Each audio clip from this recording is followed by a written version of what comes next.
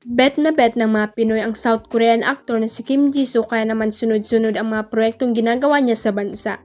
Una na nga rin ang pagpasok niya noong June sa kapuso aksyon seryeng Black Rider na pinagbibidahan ni Roro Madrid. Isa rin siya sa mga bituing rumampa at tumalo sa GMA Gala 2024 noong July kung saan siya ang tinanghal na red carpet scene stealer. Nakasama rin siya sa pelikulang Mujigay na nag-shooting sa Batangas at Zambales kung saan nakasama niya sina Rufa May Quinto at Alexa Ilacad. At ang latest sa kanya ay mapapanood na rin siya sa It Afternoon teleserye na Abot Kamay na Pangarap ng GMA Network. Sa teaser na nilabas ay gagampanan niya ang visiting child psychiatrist from South Korea na si Dr. Kim Yong at makakasama niya sa Apex Medical Hospital si Dr. Annalyn Santos, ang lead character ng serye na ginagampanan ni Jillian Ward. Excited naman ang mga fan ng serye dahil may panibagong karakter na naman silang aabangan at curious na nga silang malaman kung ano ang gagampanan ng South Korean actor sa buhay ni Doc Annalyn.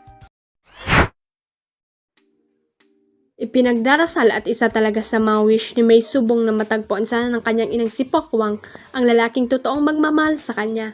Kahit daw hindi naging maganda ang experience ng TV host comedian sa huling pakikipagrelasyon nito, ay gusto pa rin niyang maging maligaya ang love life ng nanay niya.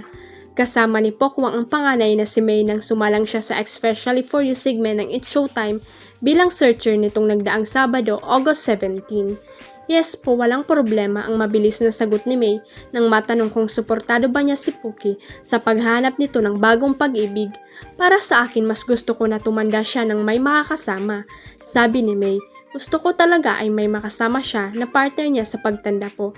Bukod sa amin na family niya, given naman na po yun, diba? Na support kami sa kanya. Payag pa ni May.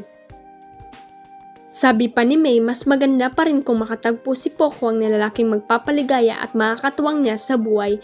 No naman daw niya na may mga bagay na hindi nila kayang ibigay sa kanilang ina bilang mga anak. Hindi, syempre iba yung maibibigay na support ng partner mo, iba rin yung maibibigay na support ng family mo. Payag ni May. Para naman kay Pokwang, kahit na nga masakit at mapait ang mga pinagdaanan niya sa kanyang personal na buhay nitong mga nagdaang taon, bukas pa rin naman ang puso niya na umibig muli. Kung may love, may hope. Kung may hope, may love. Ani Pokwang. Huwag kalimutang i-click ang subscribe button at i-ring ang notification bell para sa latest at legit chika updates.